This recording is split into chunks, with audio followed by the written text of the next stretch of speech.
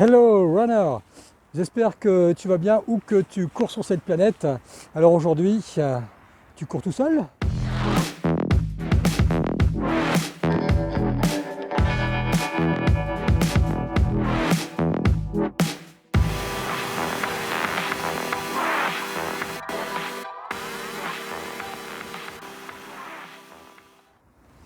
Alors oui, voilà, comme vous pouvez le constater, il n'y a pas foule autour de moi. Moi j'aime bien courir seul, pour plusieurs raisons. Premièrement, j'aime bien être dans ma petite bulle, hein. C'est pour moi un moment d'isolement, un moment personnel. J'ai mes petites oreillettes, j'écoute soit des podcasts, soit des romans ou de la musique quand je veux que ça pulse. Hein, voilà, donc, et puis j'aime profiter de la nature, plus ou moins seul. Voilà, c'est un plaisir solitaire pour moi. Puis je peux je peux courir à mon rythme, hein. Ça aussi c'est un avantage. Ceux qui font du social running, où ils courent ensemble, vous êtes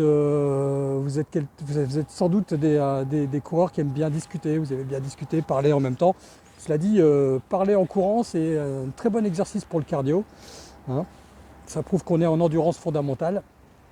Et puis, courir en groupe, c'est aussi courir au rythme de l'autre, ou l'autre court à ton rythme. En tout cas, il y a toujours un des deux, voire les deux, qui ne sont pas à leur rythme. Donc ça, c'est un truc qui me gêne pas mal. Je ne sais pas ce que vous en pensez.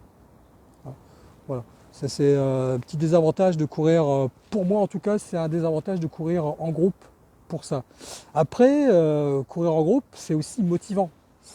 Voilà, on va suivre l'autre, on va essayer d'atteindre son niveau, ou on va coacher quelqu'un, donc c'est aussi quelque chose de prenant, hein. Il y a quand même des avantages à courir en groupe aussi, hein. On s'installe dans de l'échange. Voilà. Courir seul, c'est courir à son rythme, être le maître, contrôler ce qu'on fait. Si on a envie de s'arrêter, on s'arrête, on marche. La course et marche, parfois ça ne correspond pas avec la personne qui vous accompagne, qui lui il veut tracer, ou alors lui il veut s'arrêter, et puis vous êtes en pleine forme et voilà, vous êtes obligé de vous arrêter aussi. Donc ça aussi, voilà, je dirais que courir seul, courir en groupe, il y a des avantages, des inconvénients, un peu dans les deux. Moi, j'ai apprécié de courir en groupe quand j'ai commencé, quand j'ai débuté la course à pied. Hein, j'ai été avec des collègues de travail qui couraient aussi, donc on allait courir à la pause du midi, et puis ils m'ont appris à courir, ils m'ont appris à respirer, ils m'ont appris à doser ma foulée, ils m'ont appris à ne pas me prendre la tête, à boire, hein. C'est eux qui me rappelaient, il faut boire là, on va boire. Hein, ça fait 10 minutes, 15 minutes qu'on court, on va boire, hein, la gourde. Euh, Ils m'ont appris à courir sous le soleil, à me couvrir, à m'équiper, à me donner des petits conseils pour le froid, pour le chaud, etc. Donc effectivement, courir en groupe, c'est sympa, hein. C'est sympa, mais il faut aussi savoir, et je pense que là j'en suis arrivé là, moi j'essaye de m'isoler un petit peu aussi pour courir sur des longues distances, sur des rythmes qui sont les miens, etc. De temps en temps je recours avec d'autres personnes. Voilà, donc je fais un peu un mélange des deux.